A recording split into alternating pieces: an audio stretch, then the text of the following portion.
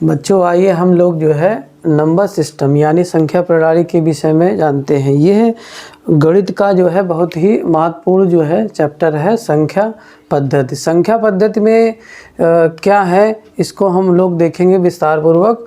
इसका परिचय हम बताएंगे अभी जो है आगे।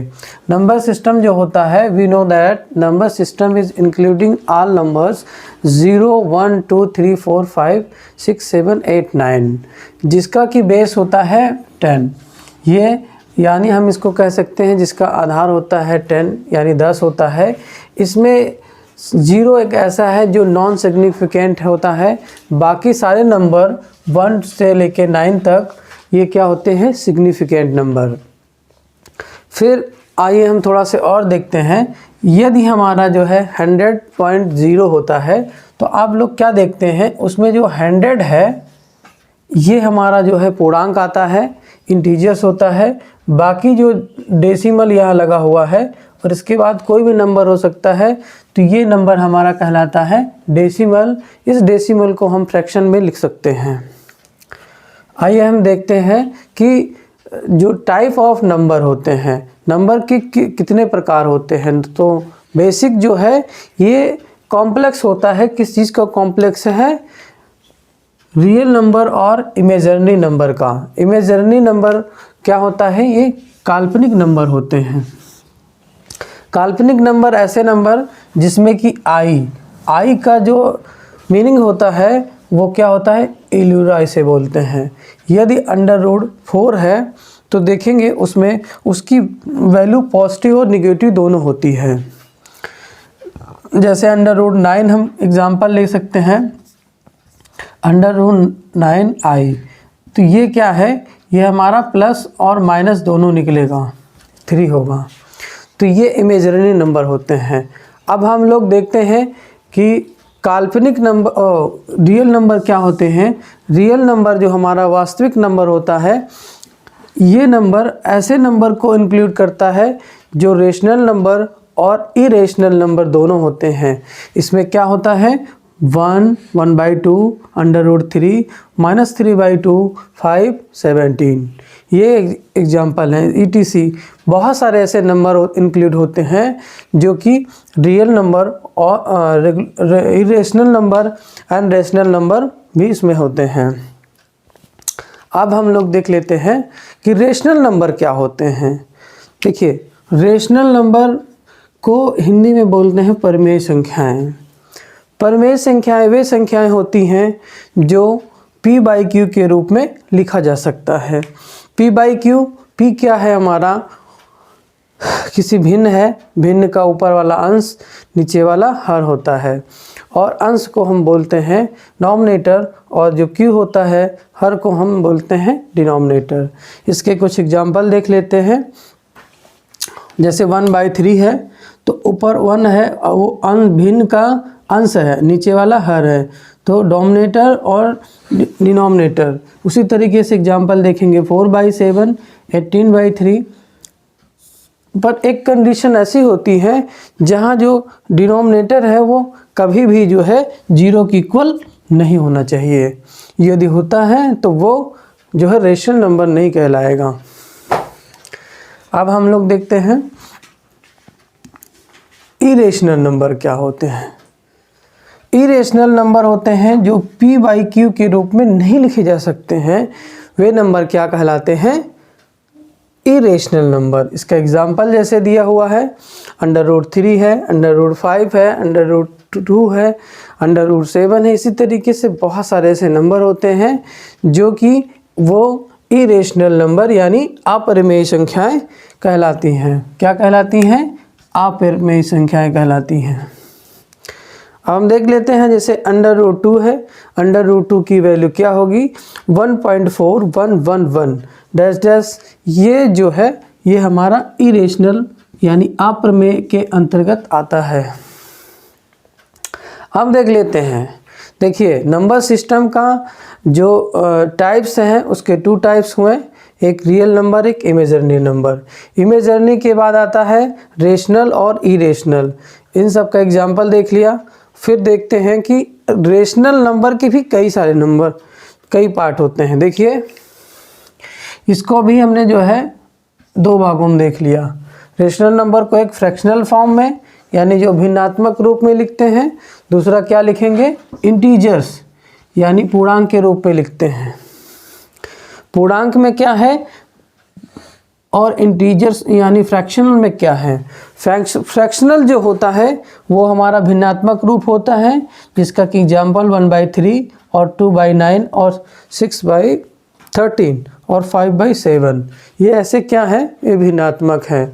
आगे इसके हम विषय में चर्चा करेंगे, लेकिन बेसिक जो जानकारी है नंबर सिस्टम को कितने टाइप्स में डिवाइड किया गया है वो हम लोग देखते हैं। फिर बात आती है इंटीजर्स यानी पूर्णांक की। तो पूर्णांक को भी हम 3 पार्ट में डिवाइड करते हैं, 1, 2 एंड 3। पहला पार्ट जो होता है, जो फर्स्ट जो पार्ट होता है वो निगेटिव नंबर यानी ऋणात्मक संख्याएं होती हैं। ऋणात्मक संख्याएं वे संख्याएं होती हैं जो माइनस यानी निगेटिव -3, -4, -18 और -15, इस नंबर को क्या बोलते हैं, निगेटिव नंबर बोलते हैं।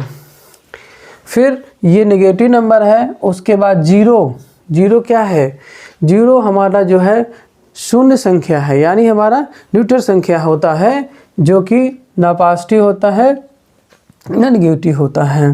अब हम देखते हैं पॉजिटिव नंबर्स यानी धनात्मक संख्याएं क्या होती हैं।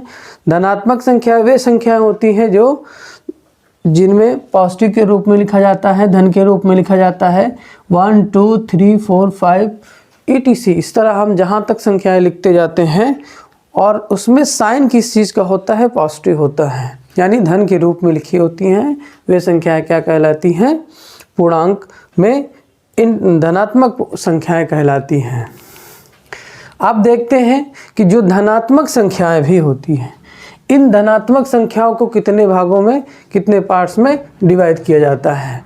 धनात्मक संख्याएं वे संख्याएं जैसा कि हमने बताया आपको कि क्या होती हैं, 1, 2, 3, 4, 5 etc। ये हम जहाँ तक लिखना चाहे वहाँ तक धनात्मक संख्याएं लिख सकते हैं। अब हम इसका देखते हैं फर्स्ट पार्ट क्या होता है। इसमें पहला भाग हमको क्या मिला, सम संख्याएं। अब हम जिसमें से देखते हैं कि इन नंबरों में सम संख्याएं क्या होती हैं।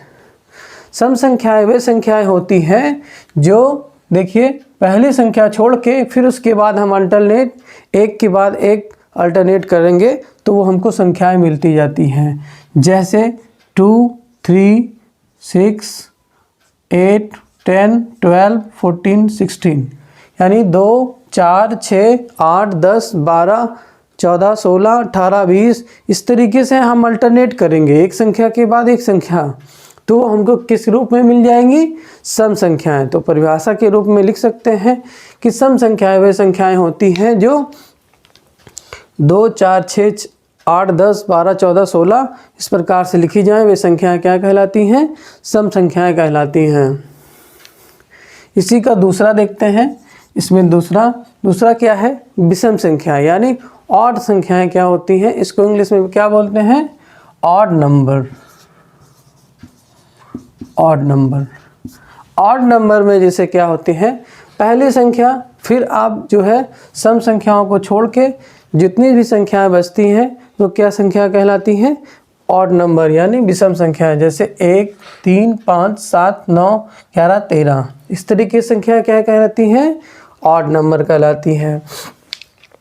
अब हम बात कर लेते हैं कि पूर्ण संख्याएं क्या होती हैं। पूर्ण, जैसे कि इसका नंबर है होल, इसको किससे रिप्रेजेंट करते हैं, W से। ये होल नंबर होता है। होल नंबर वे नंबर यानी पूर्ण संख्याएं वे संख्याएं होती हैं जिसमें 0, 1, 2, 3, 4, 5, 6, 7 यानी 0 को भी इंक्लूड कर लिया जाता है। 0 को जो हम इंक्लूड कर लेंगे तो वो हमारी पूर्ण संख्याएं कहलाती हैं। अब आता है, देखिए इसका फोर्थ क्या है, फोर्थ हमने लिखा है प्राकृतिक संख्या यानी नेचुरल नंबर।